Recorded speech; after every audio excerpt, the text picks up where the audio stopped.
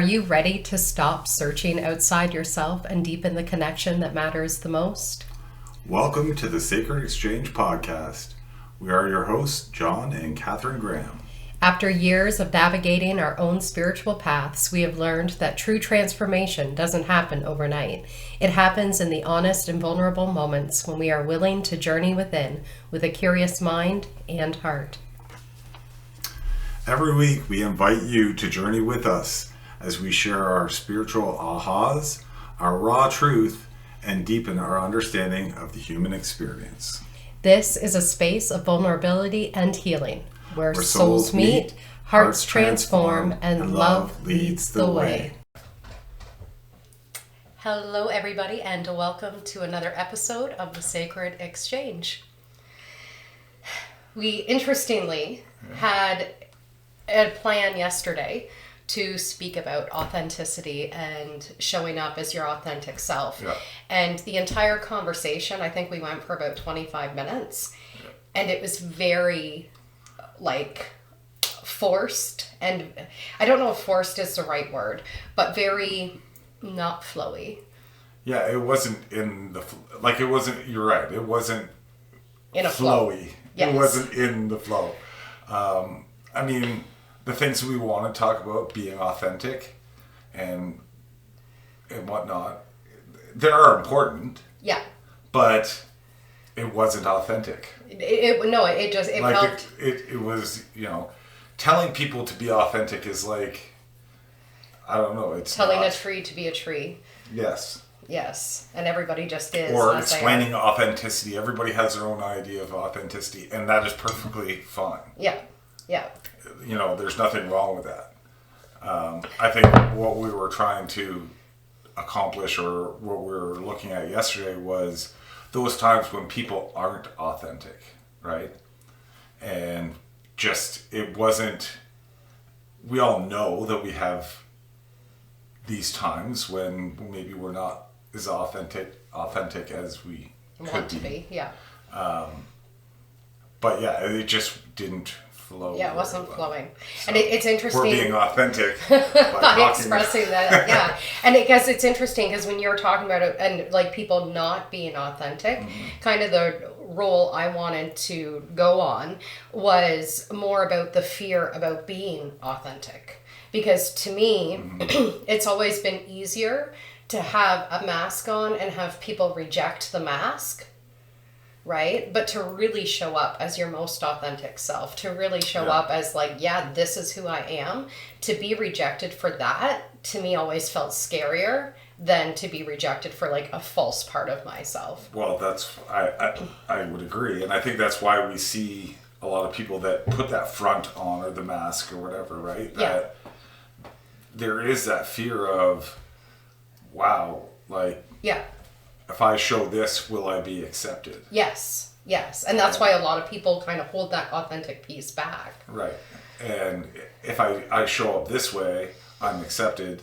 But if I show up in my authentic self, will it be the same? And I guess it differs, right? Yeah. Depending on the crowd that you're in. But Absolutely.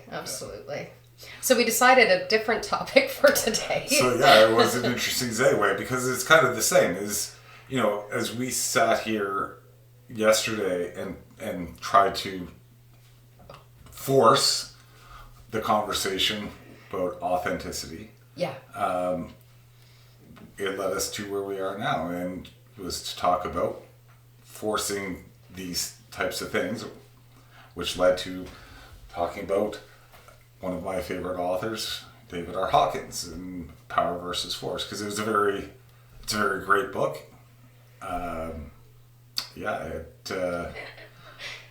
There's so much in that book. Yeah. But I think the important thing is to remember, when you hear Power versus Force, what is your first thing that comes up for you? Well, I used to think, how are they different? Okay, that was kind of my original thought. Power meant force, right? And through reading some of his books, I know I haven't read Power versus Force, but power to me now is just what authentically flows through us or authentically is happening in the world around us instead of trying to force outcomes. And I used to be very much in a forceful kind of place of like, this needs to happen. This happen. No matter what. Yeah. You know, and now it's just like, okay, I intend for this to happen. But how that's all going to kind of play out, I don't really know. And I'm not forcing it to happen. Yeah. So what is your take on it? Because I know you've read the book. I have not. So and you're not wrong. Like force is we are trying to make things happen. Yeah. And power goes kind of back to that authenticity piece. Is if you can stand in your power. Yeah. And be that what you are, those things that you want to accomplish are going to come. Yeah. And they're going to manifest. When you try to force those things to happen, you run up against these disappointments, right? Mm-hmm. Or when you stand in that power and go, I trust that this is going to be the way.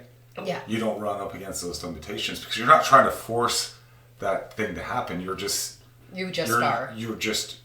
trying to manifest that, or you're in that flow of this will happen. I trust this will happen. Yeah. So instead of trying to struggle and push and force and use whatever means you do need to get to where you want to go. Yeah. You don't have to force that. It will come. Yeah. You just need to have that belief that it will come. Yeah. Okay. And so I'm bringing the authenticity piece back into this because they are very intertwined. Yeah. As you're talking about, like, as you embody more of just who you are and you allow yourself to be in that state to, like, basically pull these things towards you, there's a statement that has been made that love is not the most powerful force in the universe. Authenticity is the most powerful force in the universe, in the sense that when you are authentic, everything starts to move. Okay? Which I thought was very interesting because love has been kind of like the high vibe, energy to be in. But you can be loving and not authentic and everything can fall apart. Right? But if you're being authentic and loving, like, that becomes like the powerhouse. Yeah, I would disagree. I don't know where that came from, but I would still say love is the highest power, period. Okay. Authenticity, yes, but underneath authenticity is love. Well, and that's just what I was thinking that too. That is the base. Like, no matter what, you can be inauthentic and still love. Okay. You can show up with all that love in your heart. Yeah. But that person that you were showing up for, you need to show up differently. So you have to be somewhat inauthentic. But behind that is, I'm loving you so much, I'm going to show up this way no matter what, if it's inauthentic to me or not. So, see, that's where I kind of disagree, because I can't inauthentically love you. If I'm not like in my authenticity. But that's not what I'm saying. I'm not saying that I'm saying love is behind all of that, no matter what. You may have to show up, like, we were talking yesterday about going to work or showing up for different people. You are showing up as different people to those people. Okay. Right? It's not so much inauthentic to yourself, but there's still a difference between how you show up here, there, whatever. Sometimes you have to put on a mask for certain, or whatever, a character for different people. Okay. Which you could say is inauthentic. Yeah. Underneath that is still love. Okay. I'm showing up for you how you want to be loved. Okay. I'm not speaking to you. I'm just saying in this situation that how this person will receive me is if I show up this way. Underneath that is the love component, in my perspective. Okay. I guess I try and blend the two of them together.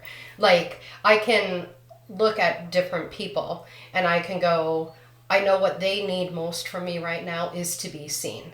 what is the most authentic way for me to see them?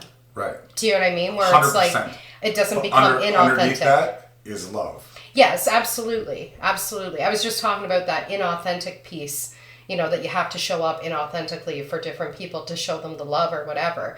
And for myself, I'm always looking at how can I authentically love this person in the way that they need, knowing that who I am as a mom is different than who I am as a wife, is different than who I am as a sister, is different as I am as a friend, right? Yeah. But I can see with different people, what they need is to just be heard. They just need someone to listen to them, or they just need to be seen for what this is. And I can become that, but I don't feel like I'm being inauthentic to myself. Although there are times where, your kid will ask you to have a ride somewhere and you're like, I just put on my pajamas and took my bra off. Yeah. Like, authentically, I don't want to do this right now.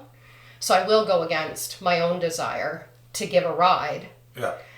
But I'm not putting on my bra and I'm not changing out of my pajamas to do it. You know what I mean? Like, so, yeah. Perhaps, is that kind of what you meant with the inauthentic piece? Okay. Well, just given the fact that love is still behind that, no matter what. Yeah. Like, that's what you were saying about authenticity is higher than love. I'm like, nah, I don't, because underneath that is that driving force. Love is driving you to sway or change your authenticity a bit because this person needs, or because this situation dictates this. So I think what was being expressed in that statement, and I don't know, I believe there was a study or something done on it. I believe, so if you and I were in an argument with each other, okay, and I was like, I need to love this guy right now because that's what he needs, but I've got a really angry piece inside of me.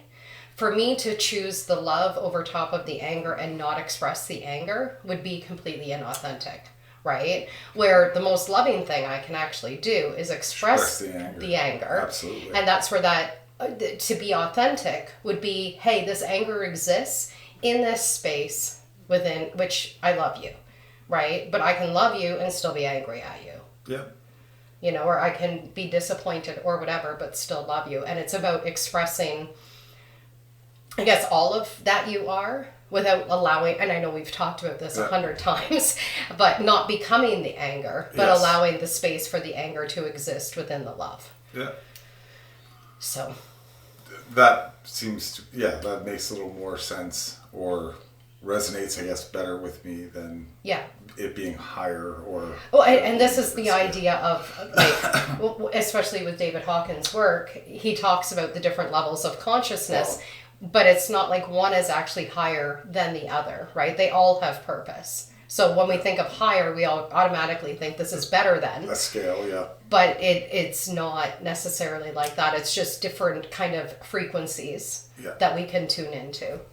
Yeah, and it's very interesting, the levels of consciousness and the different, we talked very deeply about this, how there's, in our eyes, there was levels between levels of those levels of consciousness. Mm-hmm. And for anybody that's never read David R. Hawkins, by all means, if you want to borrow a book, or I would go out and buy every one of his books, but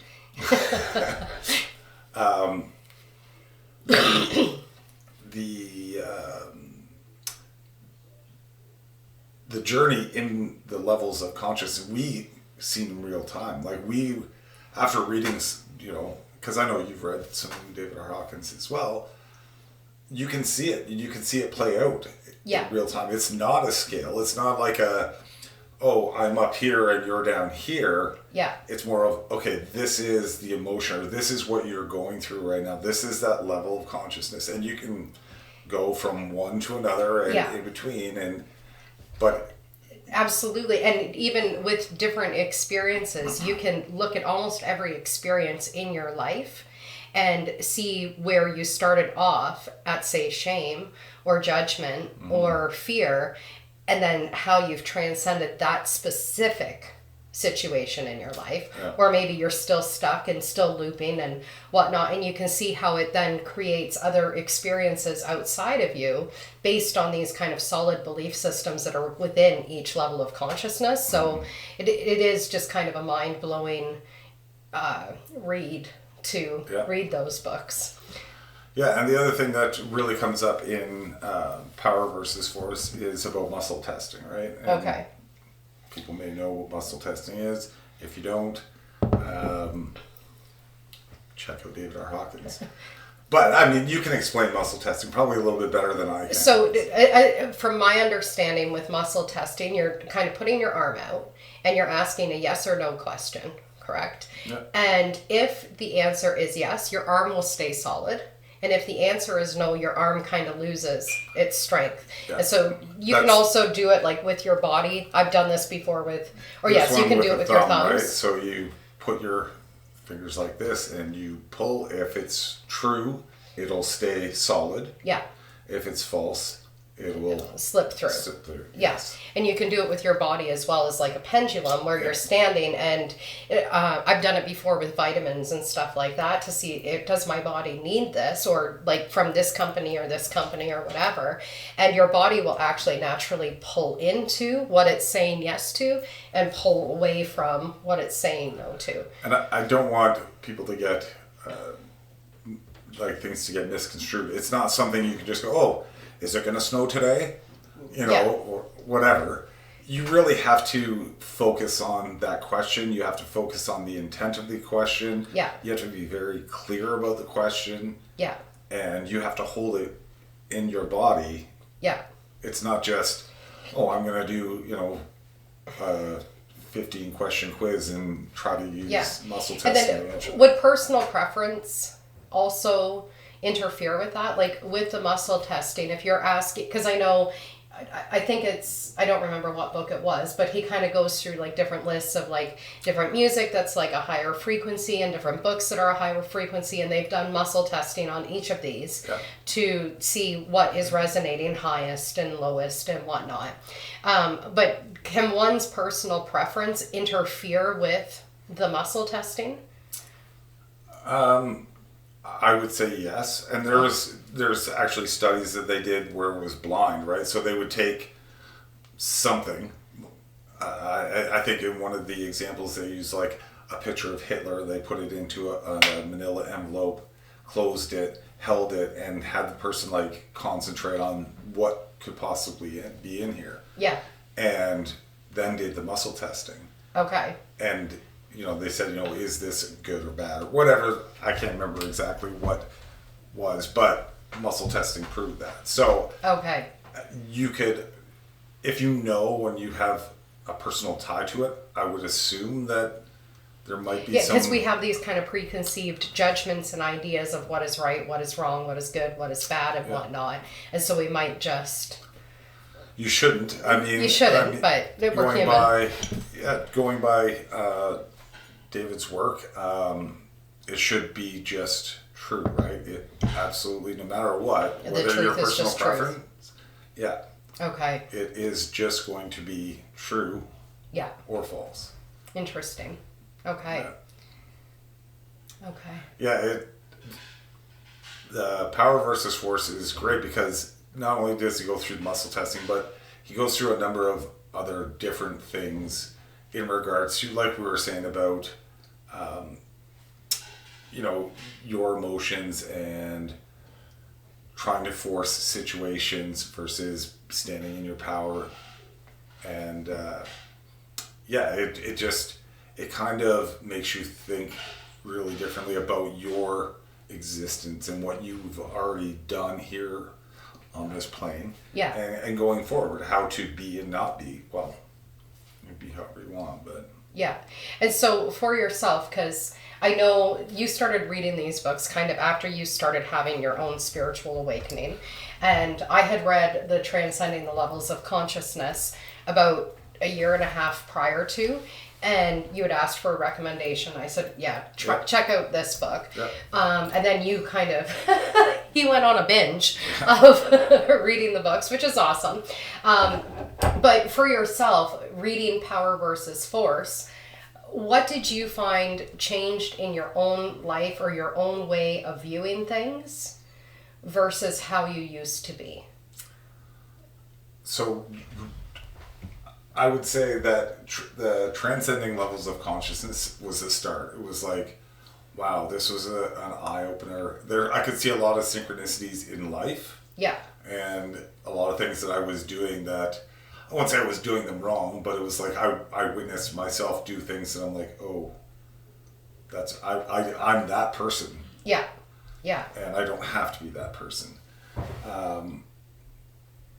And then, so that's where it started. So transcending levels of consciousness, and then it went into power versus force, because he talks about the levels of consciousness, and he talks about muscle testing, and he talks about a whole slew of different things. So yeah, that's kind of,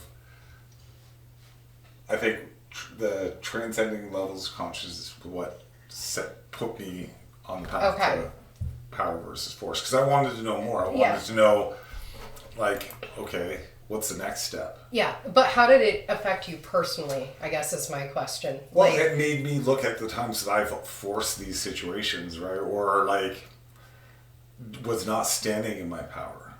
Where I would use more force. I can remember a time where I would use more force. Oh, I'll, do whatever, versus just standing in my power and going, okay.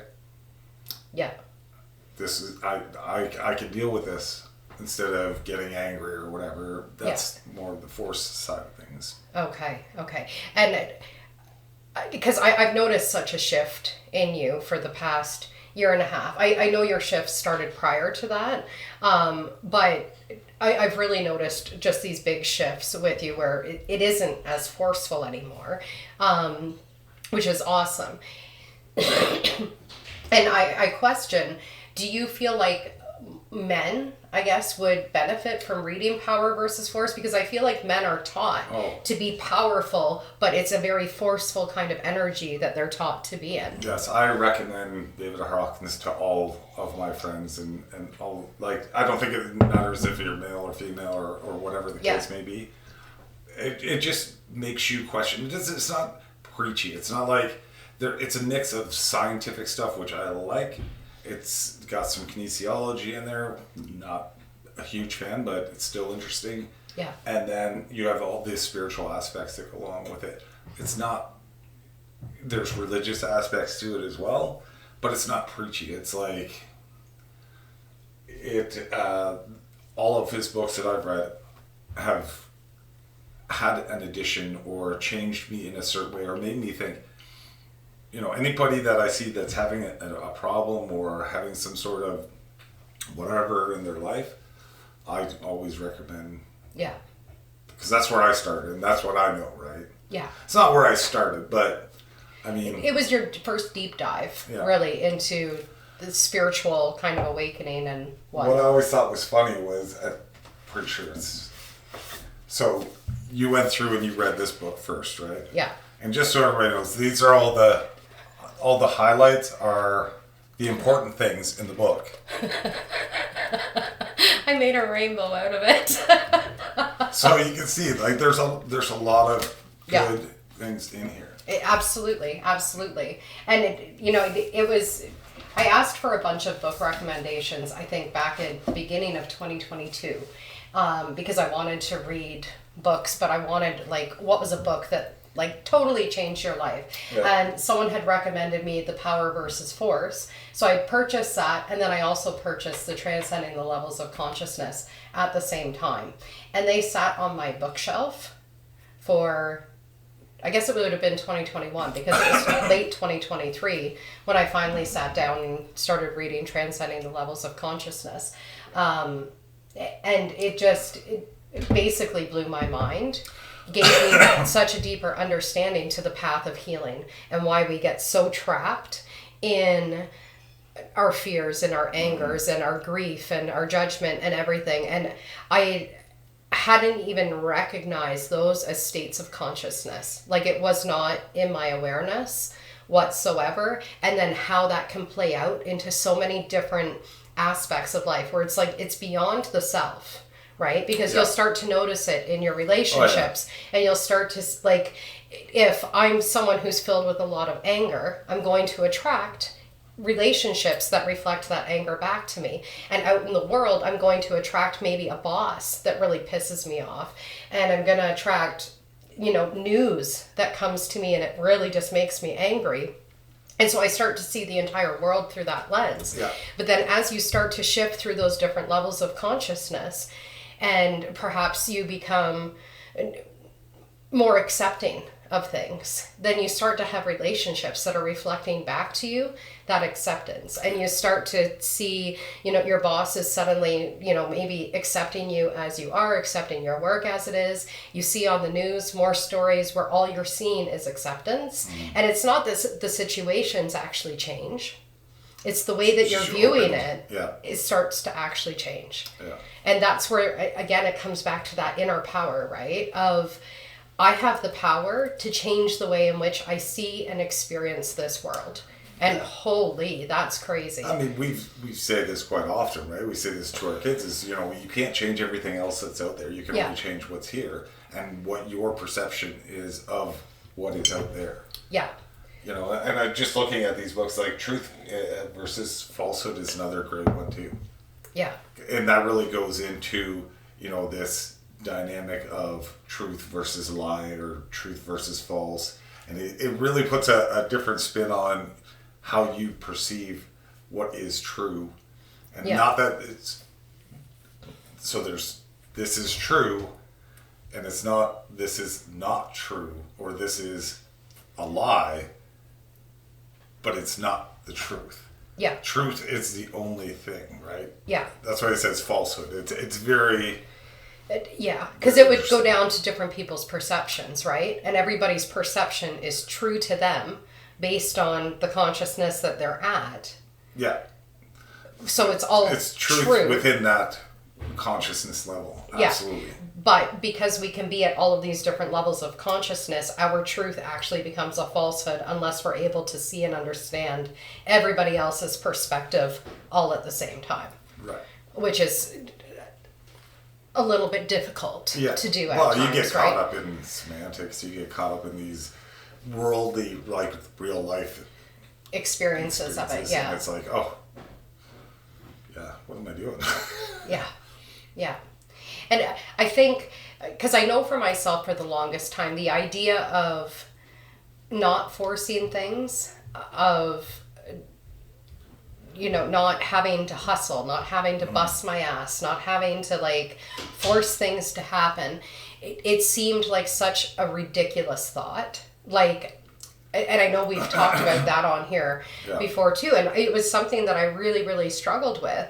And yet now I'm finding that everything is becoming more and more effortless, right? And so I still have things I need to do, and I get the things done. And I know we've talked about this in just our daily lives of just like, we had to get this stuff done today, but it does feel like it's moving from a place of effortlessness instead of, like, forcing. Well, and you're not attaching something to that, right? Here's another big thing is we're not attaching these tasks to, you have to do this or else. I have to do this or else. Yeah. You have to do this to be a good wife. I have to do this to be a good husband. We're not making those attachments. So with not having those attachments that flowed, it has the opportunity to just flow. Yeah. Like, things just get done because they just need to get done. Yeah. And it's actually, why it's an honor to do those things. Yeah. And just to let it do what it needs to do. Yeah. Instead of, there's plenty, and we've both been here, where it's like, this is your role, this is your job, this is what needs to get done, this is what you need to do. And that's where things start to get built up, or people start having animosities where it's like, well, I'm doing this, and I'm doing this, and I'm doing this, and I'm doing this, and what are you doing? Yeah. Right? And if you stop looking at it that way, as a task list that needs to get done, and just let the things, Sure, I have the list of things that need to get done, but you're not attached to it. The kids aren't attached. Nobody's attached to it. Just these are things that I want to do. Yeah. Not that I have to do. Yeah.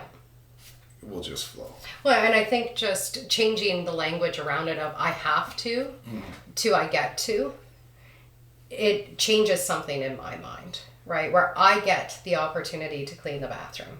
I get the opportunity to have a clean bath. You know what I mean? Like it's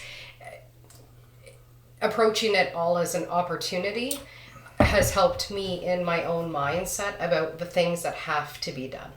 Do you know what I mean? Not that there's any outside pressure on me saying this needs to get done or else, but nobody wants to clean the bathroom. Do you know what I mean? Nobody wants to have to be the one to do the dishes or sweep the floor. It's not like nobody's waking up and going, I really want to do that. But to shift it just simply to, I get the opportunity to do this thing. I get the opportunity to heal my own perspectives so I can experience this world in a better way. You know? Yeah. And then it becomes more effortless because we're seeing it as an opportunity instead of like this thing that we have to fight or this thing that we resist or this thing that we don't like or whatever else. And the undertone of all of that is love. Like you're cleaning the bathroom or I'm cleaning the bathroom or cleaning for everybody because I love everybody. Yeah. You know, I'm not doing it because, yes, it needs to get done, but underneath that, under that is love. It's that love for the people that are in your life. Yeah. And not I'm doing this because I have to do this. I'm doing this because I love you. Yeah. I'm doing this because this is how I show my appreciation that I get to be a participant in this realm. Yeah. Yeah. Yeah.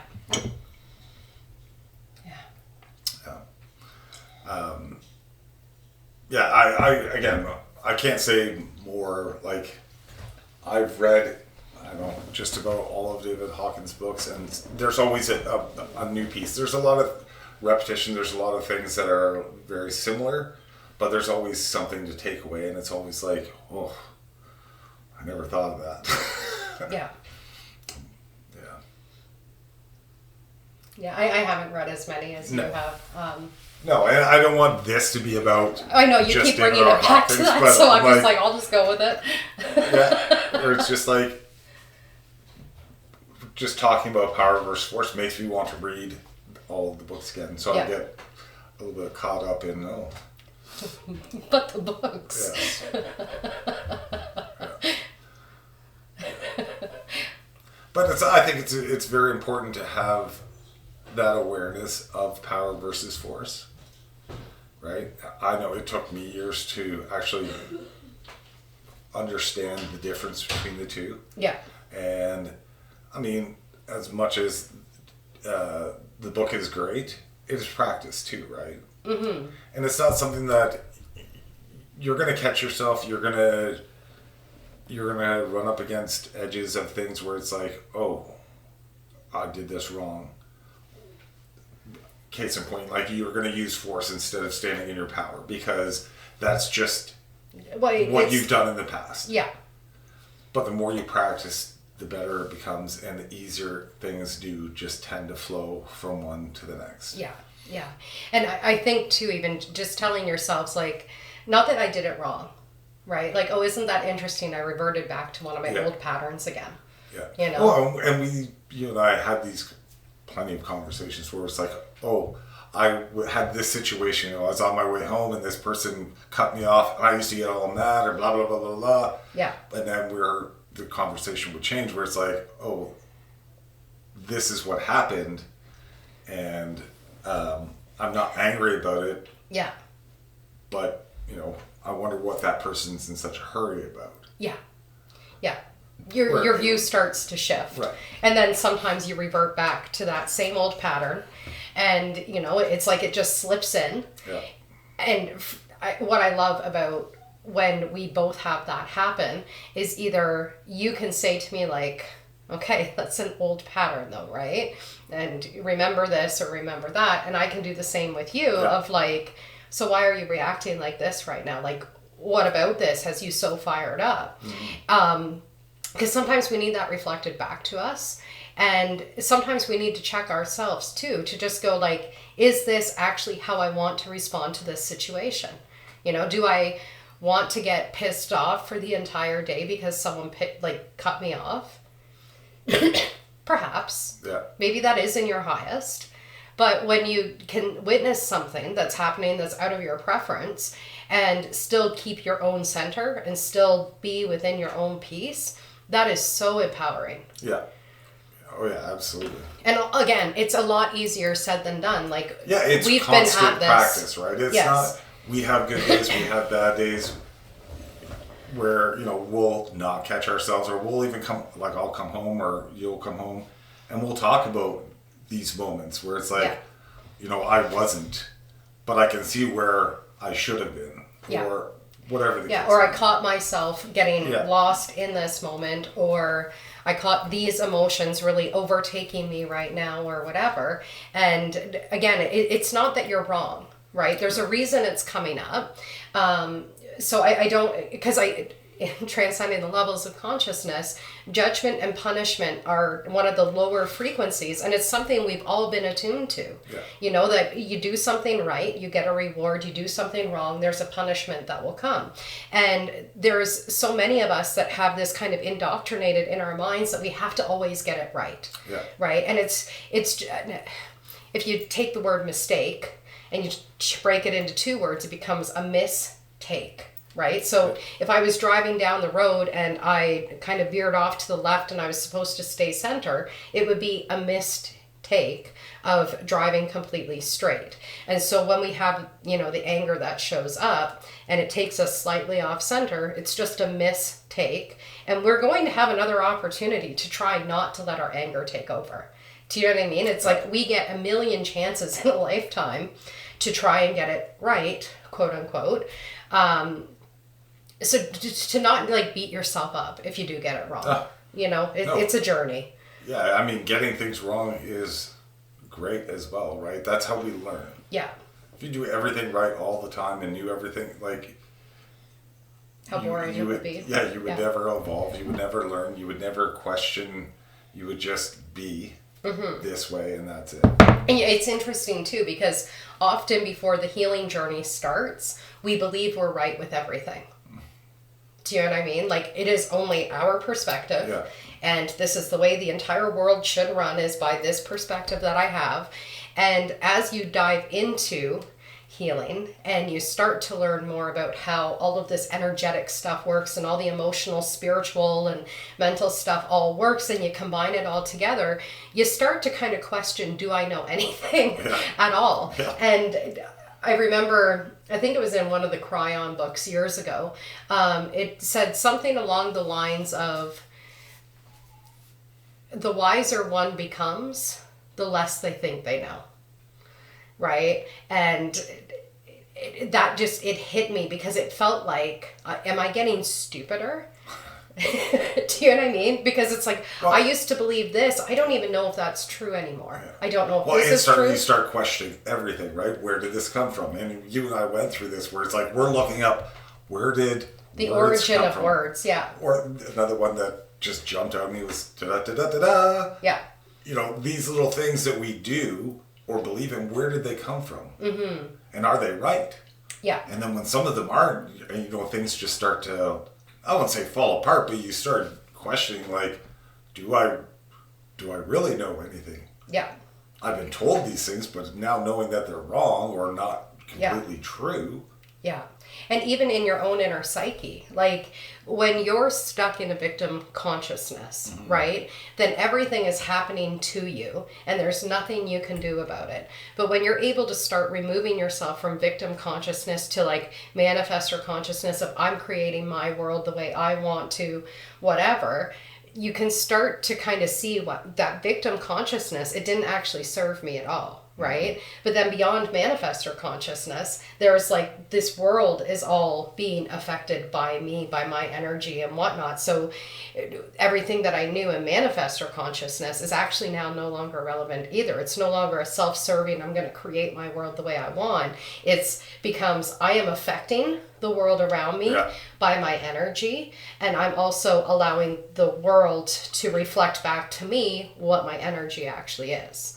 Right? And then I can clear on that and whatnot. But at one point in time, victim consciousness felt like, no, that's exactly what I am the victim here. I have suffered this and this and this in life. And that's part of our human development. Yeah.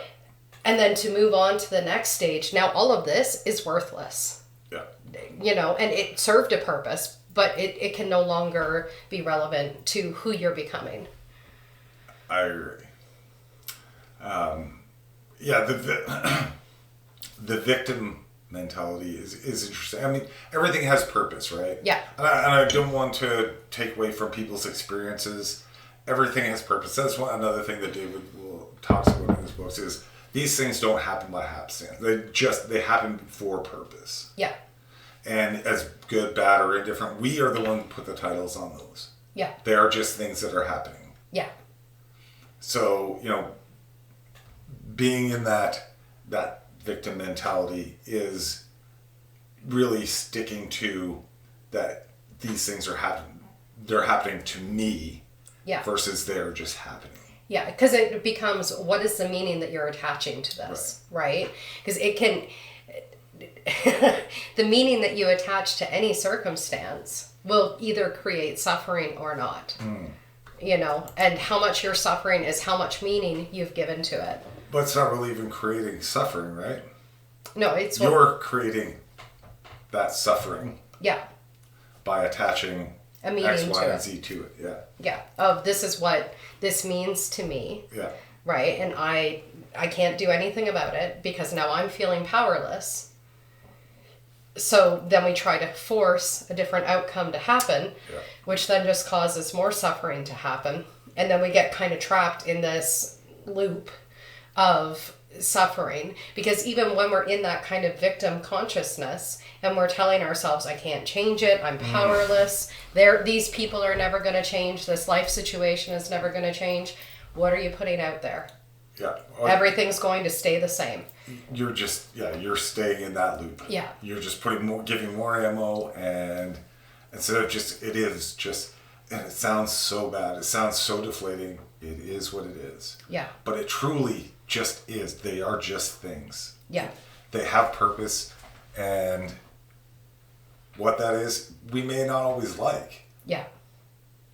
But that's okay. It just needs to be that way. Yeah, and I think that was always the hardest part for me to understand was you might not like it, and that's okay. Yeah. And it's like, what do you mean that's okay? That's definitely not okay. It should be like this, or it should be like that, or whatever. But when you can let that go, when you can actually allow yourself to see that it is okay, you're going to be okay. No matter what is thrown at you, you're going to be okay, because there's this divine source within you, within every single one of us, that's going to get you through to the next thing, to the next thing, to the next thing. So everything actually is okay. Yeah. It is all going to come into your purview. Yeah. When it needs to. Yeah. You know, and there's so many different little bits and pieces of all of the books that. But the worst one that's sticking out in my head is about changing, right? And people changing their behaviors and whatnot. And he goes as far as to say, you know, if somebody put a gun to your head and said, hey, you got 2 seconds to change this right now, you would do it. Yeah. But because nobody's putting that gun to your head, we don't have that need to change, right? We need to own that. Yeah. It's one thing that's always, more than one thing that has stuck out, but it's like, you're absolutely right. It's not anybody else that's stopping us but ourselves. Yes. Yes. You know, we're forcing ourselves to stay small. Yeah. Rather than stand in our power and just let it flow. Yeah. Well, and I think that's where the fear consciousness comes in, because we know who we are in who we are right now, but we don't know who we are beyond that. right? And so to let go of that small story, or to let go of that thing that you're having a difficulty changing, we have no idea what all is going to change because of this change that you're going to make. And so we hold on so tightly going, this is what I know, right? This is comfortable. This is what I know. Even if it's a bad situation. Yes. We've seen so many times where people are in different situations, good, bad, or whatever. But even knowing that it's not a good situation, they'll stay in it because it's what they know and it's comfortable. Yeah. And they'll complain about it, but they take comfort in that complaining. Yeah. That is like, and going deeper than that, I mean, there is love underneath of all of that, right? Yeah. But yeah, we are the masters of our own destiny. We are the masters of our whatever we want. Yeah. And I think it's, at one point in time, if people said to me, you're creating this for yourself, I would get angry. And I'd be like, I am not creating this. They're doing this, and they're doing this, and they're doing whatever, these life circumstances. Yeah. And I would get kind of defensive towards that kind of perception. And yet, as I started to remove myself more and more from that victim consciousness, because even in the victim consciousness, someone who's telling you, you have the power to change your life, the victim is like, I don't want to hear that. Yeah. That's bullshit, right? Everything's just happening and it all happens to me and whatever. So the victim, it has its own voice. It has its own, like, I'm not listening, whatever. And as you start to pull yourself away from that and step into, I'm going to create my own life now, that statement doesn't actually hit as harshly. Mm.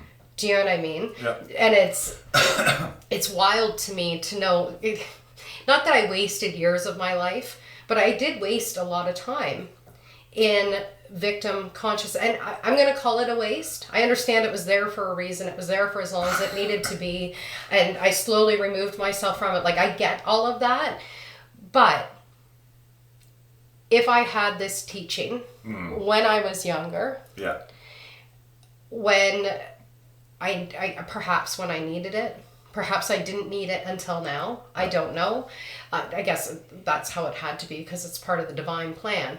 But there is so much suffering that could have been prevented for myself, for you, for our kids, but for that other was all relationships. necessary for everybody else's journey, right? Perhaps, yes. You're at the right place at the right time. Yes. Every time. Yes.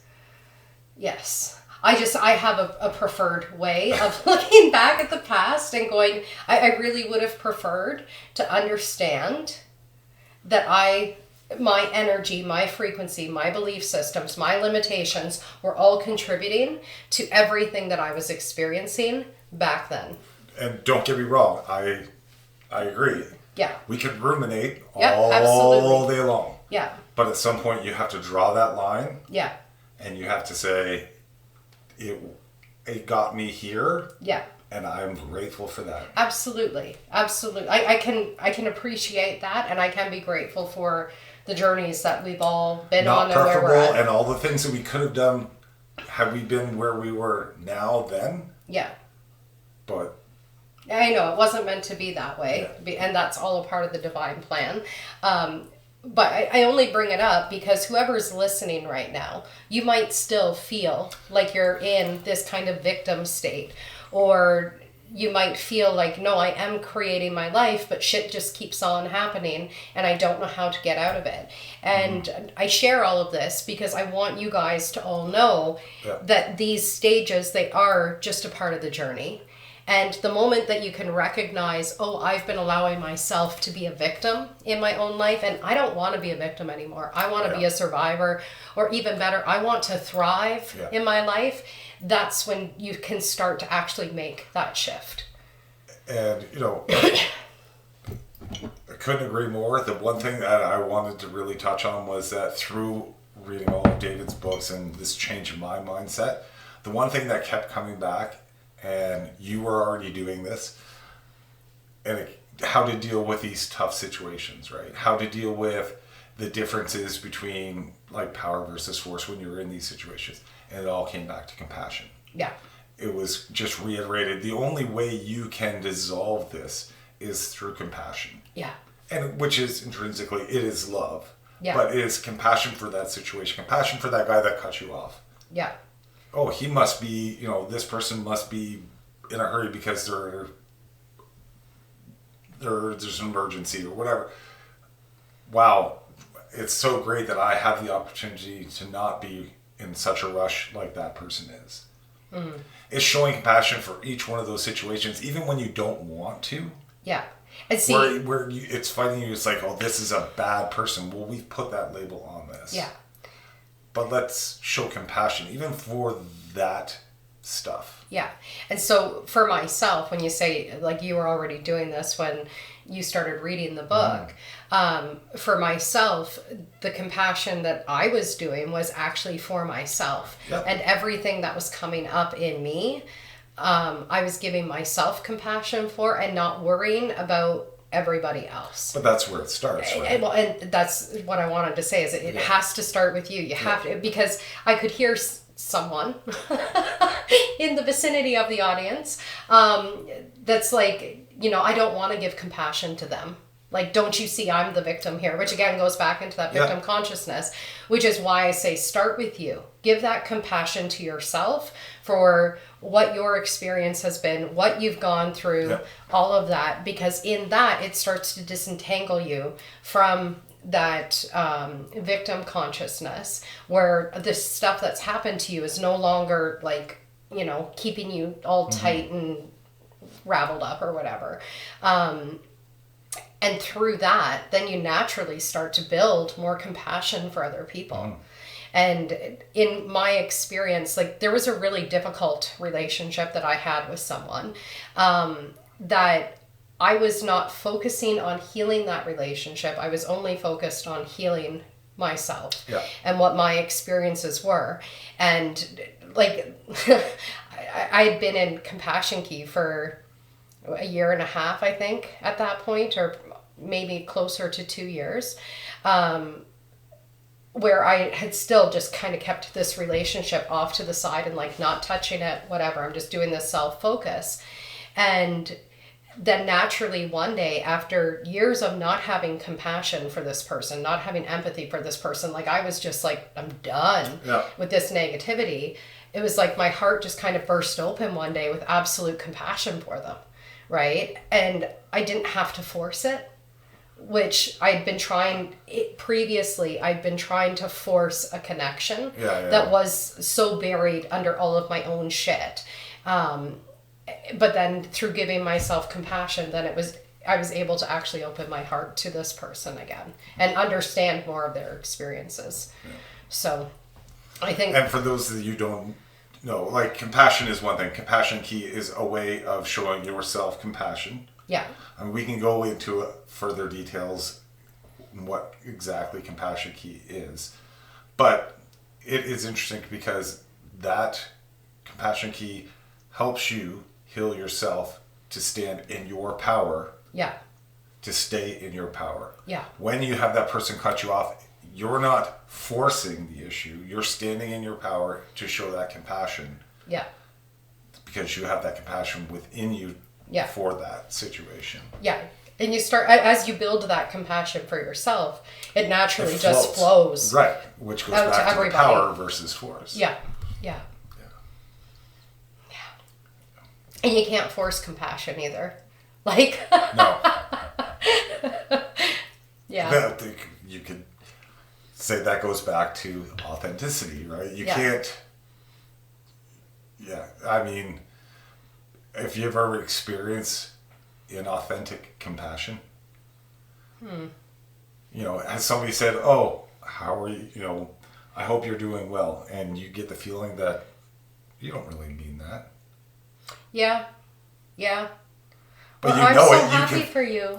Okay, but you can feel it. Yeah. You know what I mean? You can feel it in your body. Yeah.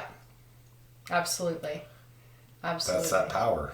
Even if it's unauthentic, it's still, and there's still a bit of love, even regardless if that person means it or not. They're still asking you, so there's still a piece there. Yeah.